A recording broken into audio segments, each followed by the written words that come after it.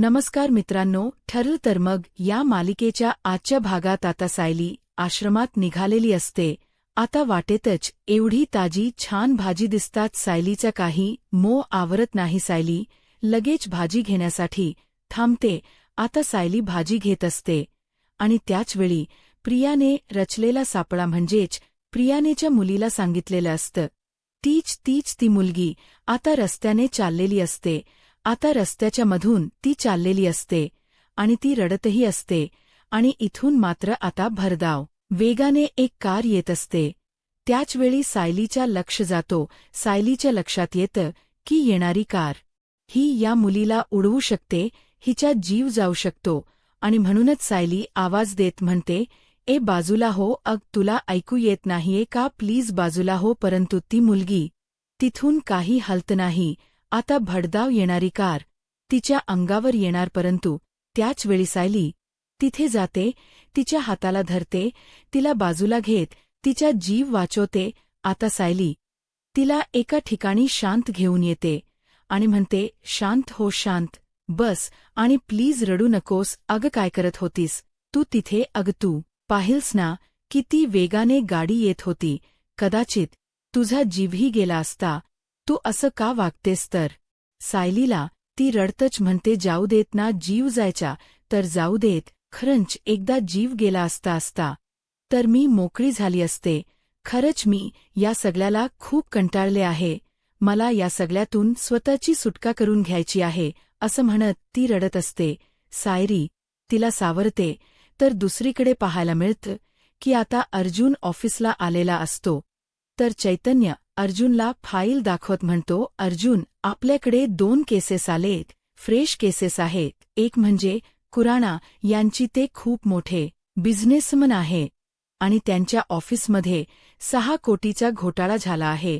तर दुसरी केस आहे चौधरी यांची. चौधरी यांच्या मुलावर खुनाचा आरोप आहे. अर्थात त्यांना असं वाटते की त्यांचा मुलगा निर्दोष आहे, त्याने खून केलाच नाहीये आणि त्याला बाहेर काढण्यासाठी ते वाटेल तेवढा पैसा खर्च करायला तयार आहेत. तर अर्जुन म्हणतो की या केसेस कोणीही लढेल, परंतु आपल्याकडे अशा काही केसेस आहेत की ज्यांना आपली गरज आहे. गरजू माणसांच्या केसेस आहेत. ते खूप गरीब आहे, त्यांच्याजवळ वकिलांना देण्यासाठी पैसे नाहीयेत, पण त्यांना न्याय मिळवून देणं हे वकील म्हणून आपलं कर्तव्य आहे. अशा केसेस आल्या आहे, त्या दाखव. तर चैतन्य अर्जुनला म्हणतो, हो, पण या केसेस. तर अर्जुन म्हणतो, या केसेसच काय, आज ना उद्या ते आपण लढूच, त्यांना न्याय मिळवून देऊच. परंतु गरीब जनतेच काय, त्यांना न्याय मिळवून देणं हे आपलं पहिलं कर्तव्य आहे. मी ठरवलं आहे, मी आजपासून या केसेसना पहिलं प्राधान्य देणार आहे आणि त्या केसेस मी विनामूल्य लढणार आहे. तर चैतन्य अर्जुनला म्हणता, तो अर्जुन, यामुळे आपला लॉस होणार आहे आणि ते तू सहन करणार आहेस का? तर अर्जुन म्हणतो, अर्थातच, आपल्यासमोर मधुभाऊंचे उदाहरण आहेच हे बघ चैतन्य, आपल्याकडे तसं काहीच कमी नाहीये, पण मधुभाऊ, त्यांच्याकडे काहीच नसताना ते लोकांची मदत करतात, लोकांची सेवा करतात, लोकांचं आयुष्य सावरलंय त्यांनी आणि आता सुद्धा सायली तेच करते. त्यांच्याच पावलावर पाऊल ठेवत सायली सुद्धा आता जनतेची सेवा, लोकांची सेवा करायला सुरुवात करते. मग आपण का करायची नाही? तर चैतन्य अर्जुनला प्रोत्साहन देत म्हणतो, कर, नक्की कर. पूर्णाजी म्हणते ना की जर आपण एका हाताने समोरच्याला मदत केली तर देव आपल्याला 4 हाताने देतो आणि आपल्याला कधीच काही कमी पडू देत नाही. आणि मला खात्री आहे, तुला जे हो ते सगळं काही तुला मिळेल. अर्जुन म्हणतो, पण या सगळ्याच्या बदल्यात मला काही नकोय, मला फक्त गरजू माणसांना न्याय मिळवून द्यायचा आहे. तर चैतन्य अर्जुनला म्हणतो, अर्जुन, तू आणि सायली वहिनी किती सेम आहात हे तुला माहीत आहे का? अरे बघ ना, मधुभाऊ थकले म्हणून सायलीने अख्खा आश्रम सांभाळायची जबाबदारी घेतली. आता यापुढे संपूर्ण आश्रम सायली वहिनी सांभाळणार आणि आता तू म्हणतोयस की तू गरजूंची मदत करणार, त्यांचा आधार बनणार आहेस, त्यांना न्याय मिळवून देणार आहेस. तर दुसरीकडे पाहायला मिळतं सायली त्या मुलीला सावरते आणि म्हणते, हे बघ, अगोदर पाणी पी, शांत हो सायली. तिला पाणी प्यायला देते. ती मुलगी खूप रडत असते. तर सायली तिला समजावत म्हणते, हे बघ, असं एकही संकट नाहीये की ज्या संकटावर आपण मात करू शकत नाही. आणि सगळ्यात महत्त्वाचं म्हणजे जीव देणं हा त्यावरचा पर्याय नाहीये. तर आता ती मुलगी सायलीला म्हणते, पण आता मला जगता नाही येणार हो, कारण जगण्यासारखं आता काहीच उरलं नाहीये. डोक्यावर छप्पर नाही, हातात काम नाही, आणि माझी म्हणावी अशी माझी माणसंही नाहीयेत. आणि म्हणूनच जीव गेला असता तर माझी सुटका झाली असती. या सगळ्यातून मी सुटले असते. तर सायली त्या मुलीला नाव विचारते. तर त्यावेळी ती म्हणते की माझं नाव श्वेता. तर सायली तिला विचारते, नवरा आईवडील कोणी आहे का तुला? तर श्वेता म्हणते की हो, नवरा आहे ना, पण नुसता मारायचा, नुसता त्रास द्यायचा इतकंच करू शकतो. मला मूल नाहीये. या सगळ्याचा दोष त्यांनी फक्त मला दिला. या सगळ्यात कधी त्यांनी मला उपाशी ठेवलं, तर कधी मला मारहाण केली, आणि आज तर त्यांनी मला घराबाहेर काढलं. माझे आई बाबा आहे ना, माझी आई घरकाम करते आणि बाबा त्यांना बरं नसतं. मग या अशा अवस्थेत मी कसं सांगू की सासरचे माझा असा छळ करतायत, आणि आता परत मी त्यांच्या घरी जाऊ शकत नाही. हाय खातील ते त्यांना त्रास होईल, त्यामुळे मी परत माहेरी नाही जाऊ शकत. तर सायली तिला म्हणते, अगं मग आता श्वेता तू कुठे जाणार आहेस? तर श्वेता सायलीला म्हणते, माहीत नाही, कुठे पण जाईन. म्हणूनच तर जीवन संपवत होते. एकदा मेले असते ना की सुटले असते या सगळ्यातून. सायली तिला म्हणते, नाही प्लीज असं बोलू नकोस.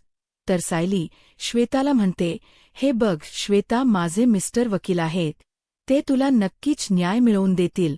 तर श्वेता सायलीला म्हणते, पण न्याय मिळवून काय करू मी? आता न्यायाच्या धाकाने ती माझी माणसं, माझे सासरची लोक मला घरी घेतील, पण माझ्या जीवनात काही बदल होणार आहे का?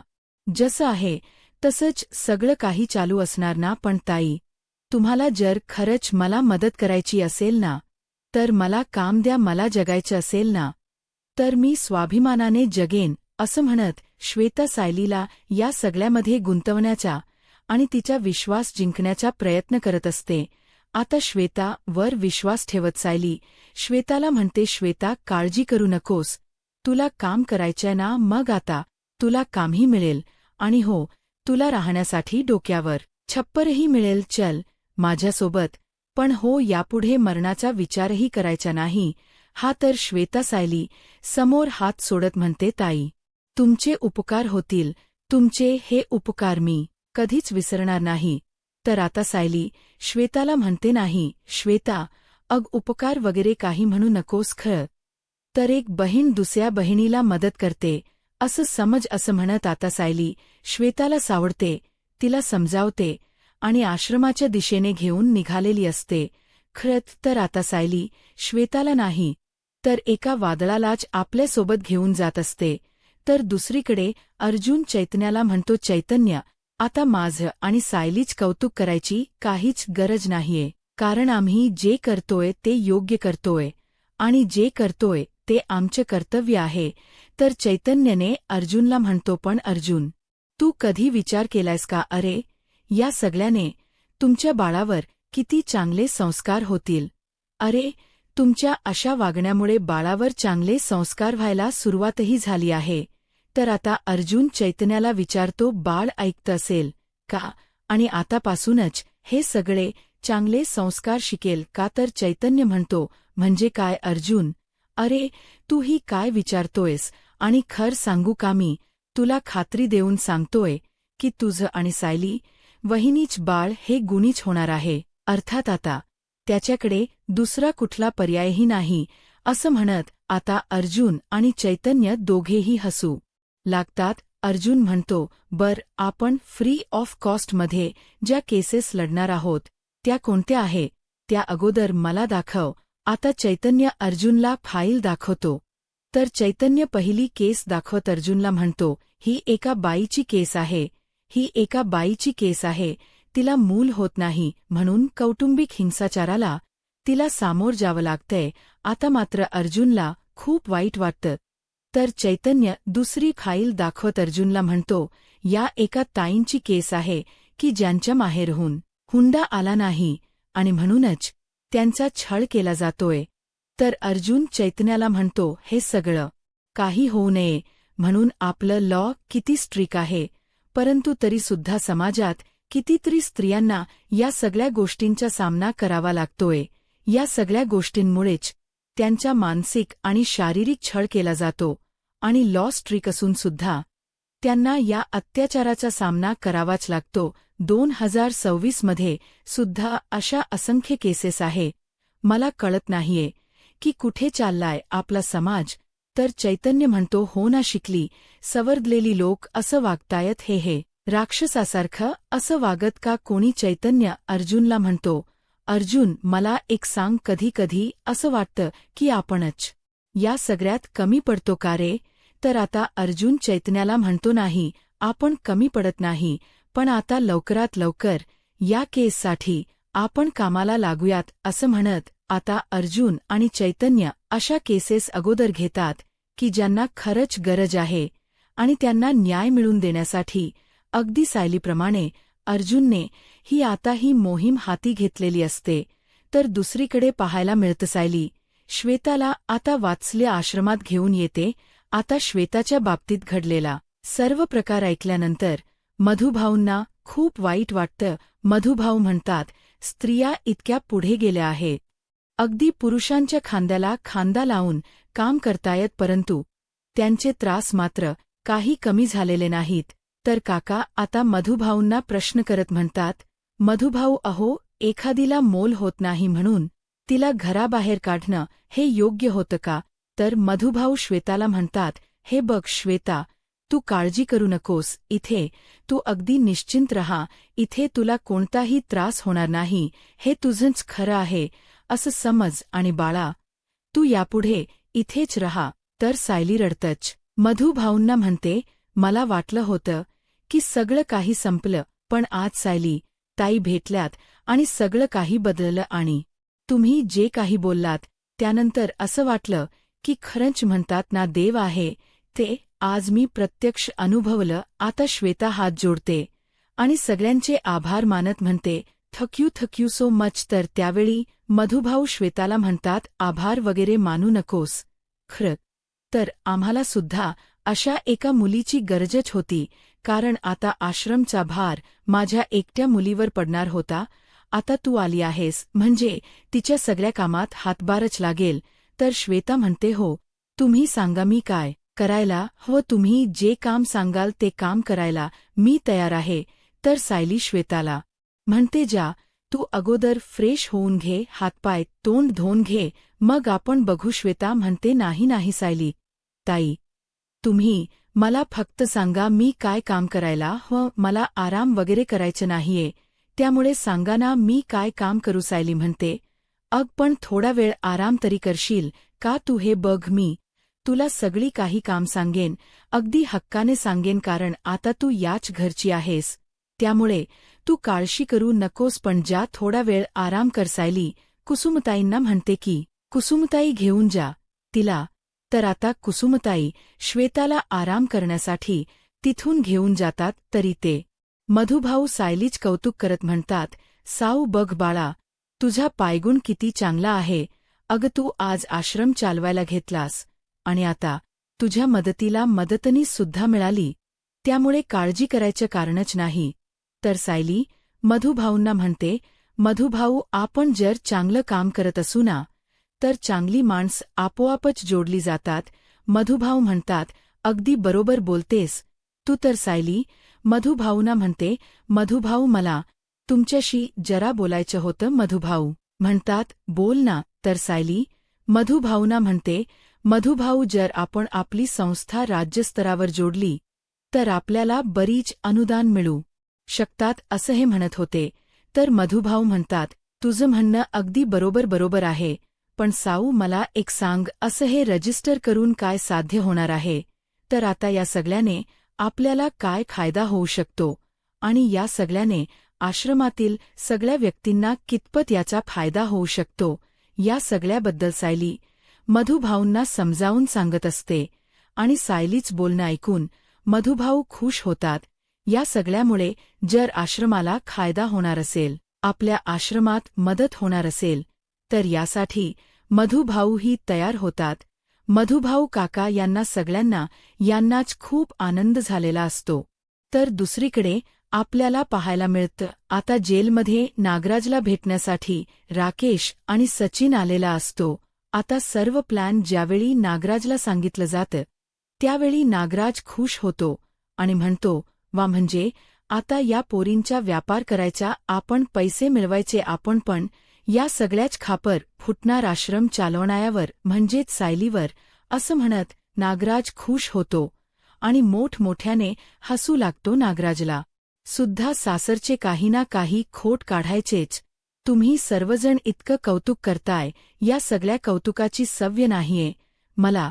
तर मधुभाऊ म्हणतात, पण आता त्या कौतुकाची सव्य करून घे, कारण या घरात कौतुकाला आणि प्रेमाला कुठेच कोणीही कमी पडत नाही.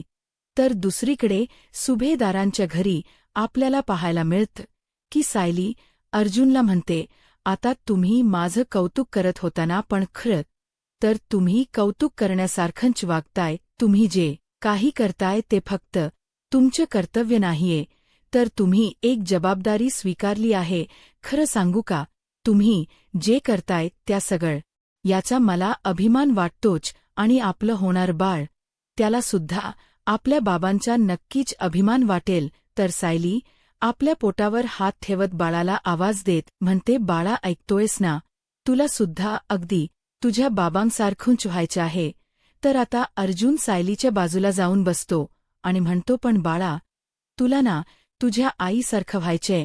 मी एक काम करतो, मी एक लिस्ट बनवतो आणि त्यामध्ये तुला तुझ्या आईचे कोणते कोणते गुण घ्यायचे हे सगळे काही लिहून ठेवतो. तर आता सायली अर्जुनला म्हणते, आता बाळाला पत्र वगैरे लिहिणारत का. तर अर्जुन म्हणतो, पोटातल्या बाळाला, असं म्हणत दोघेही एकमेकांकडे पाहतात आणि म्हणतात, ही तर छान आयडिया आहे.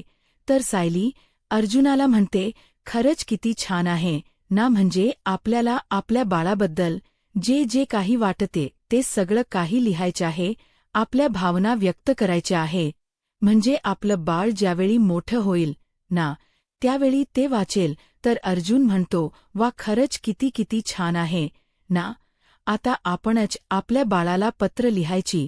तर सायली म्हणते, काय हरकत आहे, म्हणजे आपल्याला आपल्या बाळाबद्दल काय वाटते हे जर आपल्याला लिहायला हा जर मार्ग असेल तर किती छान आहे ना. आता सायलीची ही आयडिया अर्जुनलाही आवडलेली असते.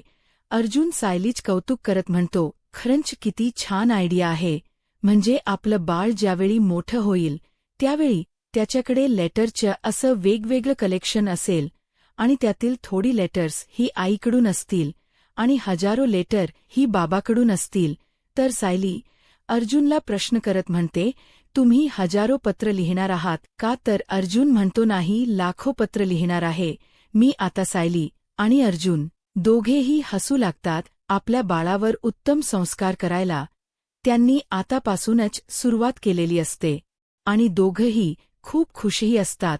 तर अर्जुन सायलीला म्हणतो, आपण एक काम करूया, आपण हे लेटर डायरीमध्येच लिहूया, म्हणजे काय होईल, ते सगळे लेटर एकत्रच राहतील. तर सायली म्हणते, ते चालेल, काही हरकत नाही.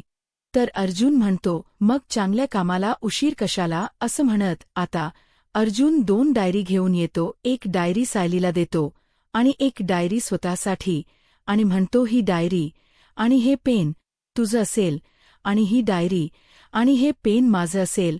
अर्जुन खुश होत म्हणतो, आज पहिल्यांदा मी माझ्या बाळासाठी पहिलं लेटर लिहिणार आहे. आता अर्जुनने लेटर लिहायला सुरुवातही केलेली असते. अर्जुन त्यामध्ये लिहितो, हाय बाळा, मी तुझा बाबा, मी तुला कधी एकदा भेटतो असं मला झालं आहे.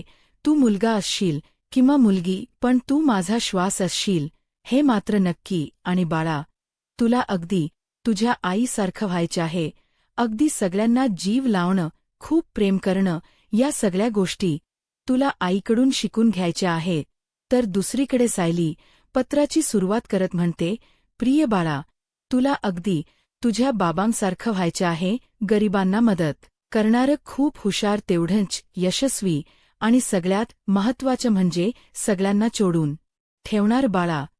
तू म्हणजे आमच्या आयुष्यातलं सगळ्यात मोठं स्वप्न आहेस. मला आता तुझी हालचाल जाणवायला लागली आहे. तुझे इवलेशे पाय इवलेशे हात आता जाणवतात मला, आणि त्या क्षणाला मला काय वाटतं हे मी कोणाला सांगू शकत नाही. खरंच मी खूप खुश आहे. खरं तर आमच्या या आनंदाला कोणाची दृष्ट नको लागायला. आता सायली आणि अर्जुन शांत झोपलेले असतात, पण सायलीला थोडं अस्वस्थ वाटतं. सायली उठते, पाणी पिते आणि फेया मारत असते. त्यावेळी अर्जुन उठतो आणि सायलीला विचारतो, सायली काय झालंय? तुला तहान लागलीये का? थांब, मी पाणी देतो. सायली म्हणते, नाही, मी पाणी प्यायली आहे, पण जरा मला काहीतरी खावंसं वाटतंय, म्हणजे मला भूक लागली आहे.